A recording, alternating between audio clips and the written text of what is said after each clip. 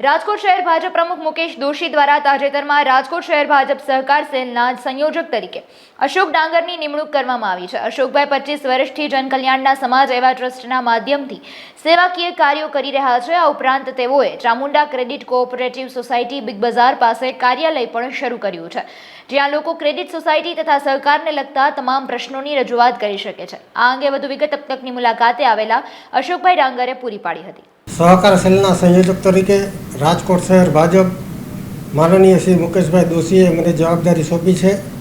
Credit cooperative સોસાયટીના કોઈ પણ પ્રશ્નો હશે રાજ્ય કક્ષાના કેન્દ્ર કક્ષાના હું રજૂઆત કરી અને કઈ રીતે એનું નિરાકરણ લાવી શકું તેની તમામ કોશિશ કરીશ અને સહકાર ક્ષેત્રે ભારતીય જનતા પાર્ટી કઈ રીતે મજબૂત થાય તેની ભરપૂર કોશિશ કરીશ। 25-26 વર્ષથી શ્રી જનકલ્યાણ સમાજ સેવા ટ્રસ્ટ ચલાવું છું। સરકારી પ્રવૃત્તિઓ સહકાર ક્ષેત્રમાં અને કોઈ પણ કામગીરી હોય તો જનકલ્યાણ સમાજ સેવા ટ્રસ્ટ ગરીબો માટે નાના માણસો માટે કઈ રીતે ઉપયોગી થાય અને સહકાર ક્ષેત્રમાં ક્રેડિટ કોઓપરેટિવ સોસાયટીના ઘણા પ્રશ્નો સહકાર ભારતીથી હું રજૂ કરું છું। એ રીતે મને જવાબદારી મળી છે। અત્યારે મારું કાર્યાલય Shri Chamunda credit cooperative society big બજાર પાછળ ત્યાં મેં કાર્યાલય શરૂ કરી દીધું છે અને કોઈ પણ પ્રશ્નો હોય ક્રેડિટ કોઓપરેટિવ સોસાયટીના અને કોઈ પણ વ્યક્તિને મળવું હોય તો સવારે 9 થી સાંજના 6 વાગ્યા સુધી ત્યાં જ હોય અને કાર્યાલય શરૂ કરી અને ભારતીય જનતા પાર્ટી કઈ રીતે મજબૂત થાય તેની તમામ કોશિશ ચાલુ છે।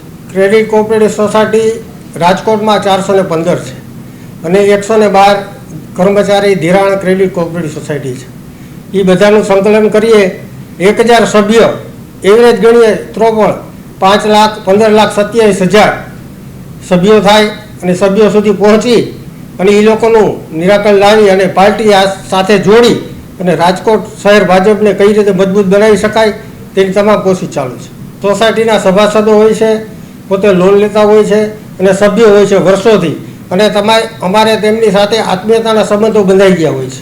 સમાજલક્ષી સેવાઓમાં અત્યારે તો હું જનકલ્યાણ સમાજ સેવા ટ્રસ્ટ ચલાવું જ છું અને ક્રેડિટ કોઓપરેટિવ સોસાયટીના સભાસદોના પ્રશ્નો હોય, ક્રેડિટ કોઓપરેટિવ સોસાયટી જે અમારે 527 છે તેનું કઈ રીતે એના પ્રશ્નોનું નિરાકરણ લાવવું, એમાં ઘણી જાતના ઇન્કમ ટેક્સના પણ પ્રશ્નો છે, કેન્દ્ર લેવલના રાજ્ય લેવલના પણ પ્રશ્નો છે, એનું નિરાકરણ લાવવાની તમામ કોશિશ કરીશ।